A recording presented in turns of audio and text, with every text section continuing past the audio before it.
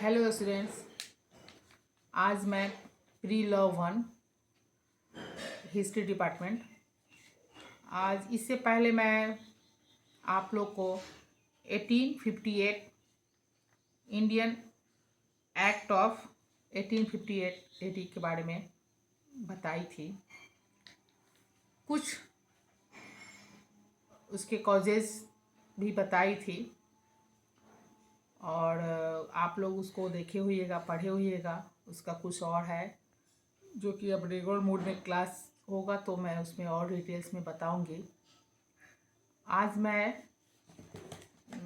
एक आगे बढ़ते क्रम में आज 1861 इंडियन काउंसिल एक्ट ऑफ 1861 यानी आपको मैं इसके पहले बताई कि आपका यह जो एक्ट बना भारतीय अधिनियम, तो वह एक्ट क्यों ज़रूरी था इसके बारे में मैं आपको बता चुकी हूँ। और 1858 के एक्ट में जो बना वह सक्सेस कहाँ तक हुआ और उससे भारतीय जनता को क्या लाभ हुआ, क्या हानि हुआ। तो हम एक चीज़ तो इसका आया कि इसका महत्व, इसका इफेक्ट क्या, इसका महत्व क्या था कि भारत में दोहरी प्रशासनिक व्यवस्था की समाप्ति हुई। पहला कि भारत में जो 12 सिस्टम था तो वह उसको समाप्त किया गया। बहुत सारे और बेनिफिट हुआ। और दूसरा था कि भारतीय विषय ब्रिटिश संसद में बहस से स्पष्ट मुद्दे बन गई भारतीय विषय पर, जो पहले नहीं होता था। तो ब्रिटिश संसद में उसका बहस का एक मुद्दा बना। तीसरा था भारतीय रियासतों व ब्रिटिश सरकार के संबंध में मधुरता आई। दोनों के बीच में जो पहले कट्टू दोनों में था संबंध, उसमें मधुरता आई क्योंकि अब उन्हें अपने राज्य छीनने का भय न था। पहले उन्हें भय सताता था। बहुत सारे इसका महत्व हुआ 1858 के एक्ट के तहत। और बहुत सारे उसके पॉइंट्स है जो मैं पॉइंट्स आप लोग को बताई थी डिटेल में। पॉइंट्स को मैं पूरा डिटेल नहीं बताई हूँ, लेकिन मैं फिर आप लोग उसको थोड़ा रीड कर लीजिएगा। अब आज मैं आप लोग के समक्ष इसी को आगे बढ़ाते हुए आज मैं दूसरी का आगे एक्ट यानी 1861 का इंडियन काउंसिल एक्ट ऑफ 1861, तो यह एक्ट बना। तो यह एक्ट का बनने का क्या तात्पर्य था, क्यों फिर यह एक्ट बना, तो हम पहले भी देख चुके हैं कि 1858 का जो एक्ट बना तो उसमें भारतीयों के लिए फायदा ही रहा। और अंग्रेज के लिए क्या हुआ, क्योंकि यह जो 1857 ईस्वी का जो स्वतंत्रता संग्राम हुआ उसमें अंग्रेजों की आंखें खुल गई। वह देखा कि नहीं, अब भारत के जनता भी अब कुछ कॉन्शियस हो गया है, एक्टिव हो रहा है। तो स्वाभाविक है जो शासन कर रहा है और जहाँ पूरा दम पड़ा हुआ है, कोई भी भारत का जनता बोलने के से कतरा रहा है। और उस दरमियान एक कहा जा 1857 का स्वतंत्रता संग्राम का पहली लड़ाई, तो वह पहला आंदोलन तो लोग अंग्रेजों के मन में भय आने लगा, आंखें खुला। जो आंख बंद करके वह भारत पर अपना शासन शुरू कर दिया था, तो वह एक्टिव हुआ कि नहीं, अब यहाँ का जनता जो है अब जागरूक होने लगा है। उनकी यह जो घोषणा थी कि उनकी यह धारणा, उनकी यह जो मेन जो उनकी धारणा थी क्या थी कि भारत में कभी भी राष्ट्रवादी भावनाएं जन्म नहीं ले सकती। उनकी यह धारणाएं थी, सोच थी कि भारत में कभी भी राष्ट्रवादी धारणाएं जो है भावनाएं जन्म नहीं लेगी। भारत में राष्ट्रीय आंदोलन नहीं हो सकता। तो वह जो उनकी सोच थी, सोच के विपरीत एक कदम लोग आगे यहाँ का बढ़ा। इसका परिणाम भी आया और हम देखते हैं कि भारत को अपने हाथ से निकलने से बचाने के उद्देश्य से ही अंग्रेज ने 1898 ईस्वी का अधिनियम पारित किया। वह इसी चीज के लिए वह पास किया, पारित किया। और क्या था कि भारत को अपने हाथों में ले लिया। अब भारत को अपने हाथों में ले लिया। इस प्रकार 1898 ईस्वी के अधिनियम से एक नवीन युग का आविर्भाव हुआ। आगे में यानी एक नया युग का सीजन होने लगा। तो फिर देखते हैं कि यह अधिनियम एक अस्थायी एवं सुदृढ़ शासन की भारत में स्थापना न कर सका। यह जो अधिनियम है यह भारत में अस्थायी और एक जो सुदृढ़ होना चाहिए था यह नहीं हो पाया।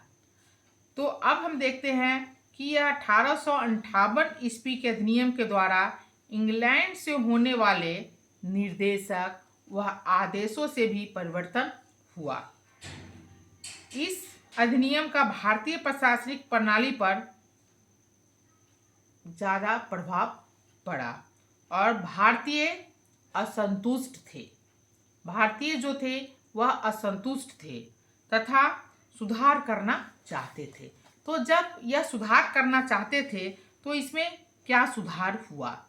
तो 1800 में देखते हैं कि 1857 ईस्वी की क्रांति से यह स्पष्ट हो गया कि भारतीय संवैधानिक प्रणाली से भी संतुष्ट न थे तथा उसमें संशोधन चाहते थे।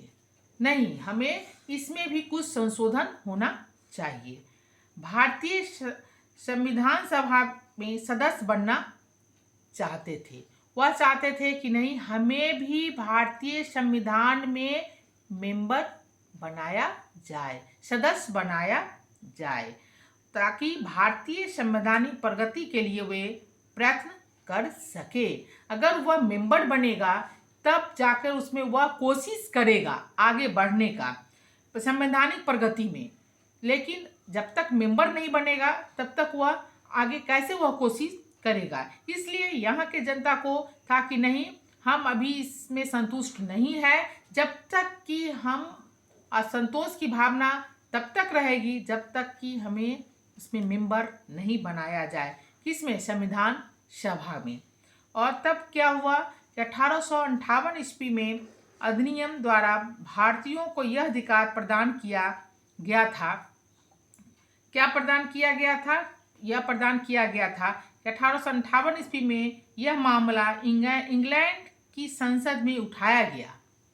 यह जो मामला था जब आया तो इंग्लैंड के संसद में यह मामला को वहाँ पे उठाया गया। और क्या हुआ कि ग्लैडस्टोन ने यह कहा कि उसकी यह कथन थी कि जब भारत का एक बड़ा भाग अभी भी अंग्रेज का विरोध कर रहा है, अगर एक बड़ा भाग अंग्रेज का विरोध कर रहा है तो ऐसे में भारतीयों को प्रतिनिधित्व प्रदान करना उचित नहीं है। वो उसका कहना था कि भारत का अगर एक बड़ा हिस्सा अंग्रेजों के प्रति विरोध कर रहा है तो उसको प्रतिनिधि नहीं बनाना है, उसको हम नहीं बना सकते हैं। यह था किसका कहना? ग्लैडस्टोन का। यह उसके अनुसार था। ऐसा करने से वह तो हम देखते हैं कि वह इनकार कर दिया।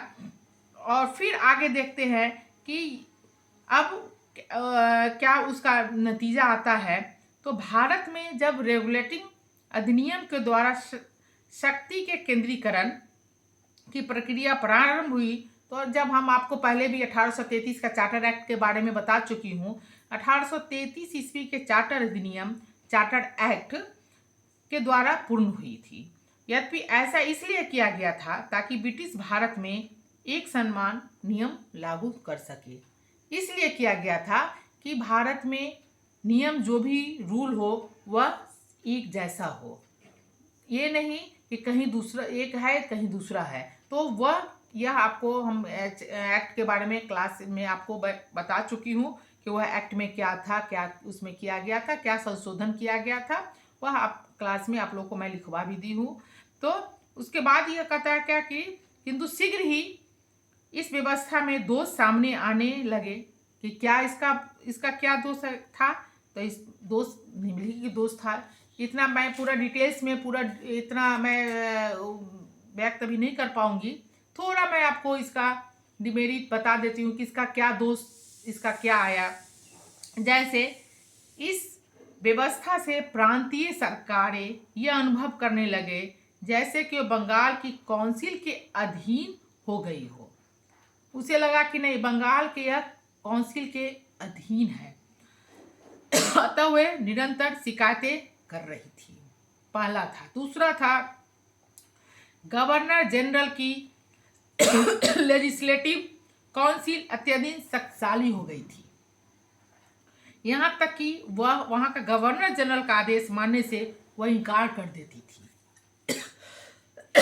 वह गवर्नर जनरल का भी बात नहीं मानता था। तो यह सब सारे उसका दोष आने लगे थे। और इसका मुख्य धाराएं अब क्या था? अब यह था कि भारत में बढ़ती हुई परेशानियां इतनी हो गई थी कि आंखें बंद रखना हमारी मूर्खता होने लगी। हमें अब आंख बंद करके नहीं रहना, इसलिए हमें अपनी सभी संस्थाओं को शीघ्र ही अच्छी स्थिति में लाने का प्रयास करना चाहिए। अब हमें था कि नहीं, अब हमें आंख खोल के रहना है और हमें यह सभी जो जितना भी हमारी संस्था है वह अच्छी स्थिति में लाने का हम प्रयास करेंगे। तो अब हम देखते हैं कि 1880 ईस्वी में भारत के वायसराय लॉर्ड कैनिंग, आपके लॉर्ड कैनिंग के बारे में भी बता चुकी हूँ। लॉर्ड कैनिंग ने भारत सचिव को एक पत्र लिखकर भारतीय समस्याओं से अवगत कराया। वह एक पत्र लिखा और भारत की जो समस्याएं थी उस समस्याएं से वह उसको अवगत कराया तथा सचिव ने एक बिल तैयार किया, जिसको हम विधेयक भी कहते हैं, विधेयक बिल तैयार किया। वह 6 जून 1861 ईस्वी को संसद में प्रस्तुत किया गया, जो पारित होने के बाद 1861 ईस्वी का भारतीय अधिनियम कहलाया। यही है 1861 का भारतीय अधिनियम। यह कैसे, वह एक लेटर लिखा और कैसे उसको पारित किया गया, यही 1861 का यह जो एक्ट बना। तो यह एक्ट जो बना, इसकी मेन जो प्रोविजंस था, मुख्य जो धाराएं थी वह क्या थी, यानी 1861 के अधिनियम की कुछ मेन मुख्य धाराएं यानी मेन प्रोविजंस क्या थी। पहला था, वायसराय की कार्यकारिणी सभा के सदस्य में एक सदस्य की वृद्धि की गई। एक सदस्य की वृद्धि की गई। इस प्रकार अब कार्यकारिणी सभा में कुल सदस्य 5 हो गए। पहले 5 नहीं थे, एक सदस्य की वृद्धि की गई और अब 5 हो गए। पहला। दूसरा हम देखते हैं कि क्या था कि कानून बनाने के लिए लेजिस्लेटिव काउंसिल के भी सदस्य की संख्या बढ़ाई गई और उसकी सदस्य की संख्या क्या था, 6 से 12 सदस्य बढ़ाए गए। इस अधिनियम सदस्य का कार्यकाल 2 वर्ष था तथा ये सदस्य वायसराय द्वारा नियुक्त किए जाते थे। यह जो था यह 2 साल का था और वायसराय के द्वारा इसको नियुक्त किया जाता था, जिसके भारतीय सदस्य भी हो सकते थे। इसमें भारतीय सदस्य भी हो सकते थे। और फिर आगे हम देखते हैं कि भारत मंत्री कमांडर इन चीफ को इस लेजिस्लेटिव काउंसिल का विशेष सदस्य नियुक्त कर सकते थे। तो और सारा पॉइंट है जो इसका आया। फिर हम देखते हैं कि 1800 बहुत सारा आया कि अब और क्या आया, कुछ विशेष क्या था, विशेष विभाग जैसे सार्वजनिक ऋण, अर्थ, मुद्रा, डाकखाने, तार, धर्म इत्यादि कुछ विषयों के अतिरिक्त अन्य विषयों में केंद्रीय अथवा प्रांतियों का भेदभाव नहीं किया गया। यह सब बहुत ही इस एक्ट में जो पारित किया गया, यह बहुत इंपॉर्टेंट लाइन सब था जो पहले ऐसा नहीं था। फिर हम देखते हैं इसका कि इसका महत्व क्या था। 1861 का एक्ट का महत्व क्या था, तो फिर इसका देखते हैं महत्व कि 1861 ईस्वी के भारतीय काउंसिल अधिनियम कुछ दृष्टिकोण से अत्यंत ही यह महत्वपूर्ण था, बहुत महत्वपूर्ण इसको माना जाने लगा।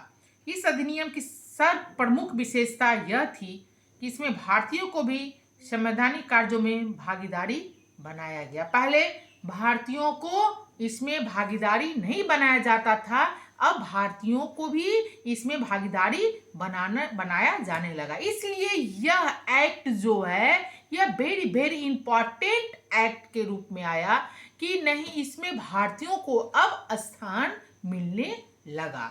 तो अब हम देखते हैं कि इसमें और क्या इसमें था, जैसे विभाग प्रणाली जो होता है, हाँ, तो में भी लागू किए जाने के इसमें प्रशासनिक क्षमता को भी बढ़ाया गया। अधिनियम के द्वारा प्रांतों को भी अपने अपने प्रांत से सब संबंधित कानून बनाने का अधिकार दिया गया। तो इसमें बहुत सारा जैसे कुछ और दिया गया कि भारतीयों को परिषदों में सदस्यता प्रदान करके और कानून संबंधी शक्तियां देकर भारतीयकरण और विकेंद्रीकरण की ऐसी नीति का श्री गणेश हुआ जो आगे चलकर स्वायत्त शासन का आधार बनी। यह बहुत इंपॉर्टेंट था। यह कौन लिखा? कुपलैंड के ने यह लिखा।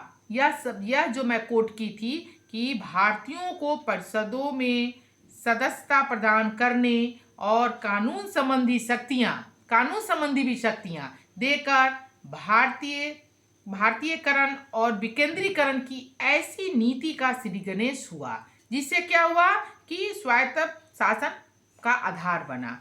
तो इस प्रकार ईश्वरी प्रसाद ने भी लिखा कि यह अधिनियम भारत में प्रतिनिधि संस्थाओं का तथा व्यवस्था बनाने में कार्य में विभाजन का प्रारंभ किया। कार्य के जो विभाजन था उसको वह प्रारंभ किया।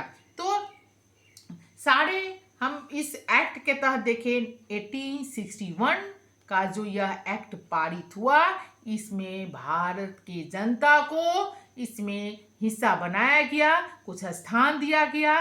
तो इससे क्या हुआ कि आगे का जो था वह दरवाजा खुलने एक एक कर खुलना शुरू हुआ और उसकी मजबूरी थी, इसलिए इस एक्ट को पारित किया गया। तो हम इंग्लैंड के संसद में इसको रखा भी गया और वह लोग यह सोच कर किया कि चलो अब कुछ हम भारतीयों को भी शामिल कर ले। जब भारतीयों के जनता को मैं शामिल करूंगा तो हो सकता है कि मैं अपना राज्य कुछ दिन और मैं करूंगा। तो उसकी यह चालाकी की नीति जो भी हो, लेकिन भारतीयों का पैर जमना धीरे धीरे शुरू हो गया। तो बच्चों, इसके पहले 1858 के एक्ट के बारे में बताएं। आप समझे होगा कि यह कोई पूछेगा या अपने दिमाग में यह एक्ट क्यों बना। जैसे हम आपको यह मॉडर्न हिस्ट्री का, तो आप देखते हैं कि जैसे जैसे कैसे अंग्रेज के शासन में शिक्षा की थी, आपको शिक्षा पद्धति के बारे में मैं बता चुकी। फिर आपको मैं उद्योग के बारे में इकोनॉमिक सिस्टम के बारे में मैं बता चुकी कि इकोनॉमिक सिस्टम क्या था। तो इसके बाद चार्टर्ड एक्ट के बारे में भी बता चुकी हूँ। फिर आपको बहुत सारे चैप्टर हो चुका है जिसके बारे में आपको 1833 का चार्टर्ड एक्ट के बारे में, शिक्षा के बारे में बहुत सारा। तो आज मैं आपको इस एक्ट के बारे में बताई। अब मैं आपको नेक्स्ट क्लास में बताऊंगी एक और इसमें है 1892, यानी 3 अधिनियम 1858, 1861 एंड 1892। अब मैं नेक्स्ट क्लास में आपको बताऊंगी 1892 का जो एक्ट बना वह एक्ट क्या था। तो फिर कल मैं फिर नेक्स्ट क्लास में उसके बारे में बताऊंगी। उसके बाद फिर मैं दूसरे टॉपिक पर चर्चा करूंगी। बहुत सारे टॉपिक हो गए, आप लोग घर में जो मैं पढ़ा चुकी हूँ, मैं जो लिखा चुकी हूँ, उसको रेगुलर मोड में डेली आप उसको पढ़िए। जितना पढ़िएगा उसमें से आपको उभरेगा क्वेश्चन। जो भी क्वेश्चन होगा आप उसको लिख के रखिए, उसको क्वेश्चन को आप पूछ सकते हैं, नहीं समझ में आएगा। और आपने किताब से ज़रूर पढ़िएगा। आप पासपोर्ट से, केस पेपर से उतना आपको मैटर नहीं मिलेगा जितना आप अपने बुक लीजिएगा, टेक्स्ट बुक लीजिए और उससे आप पढ़िए। Thank you.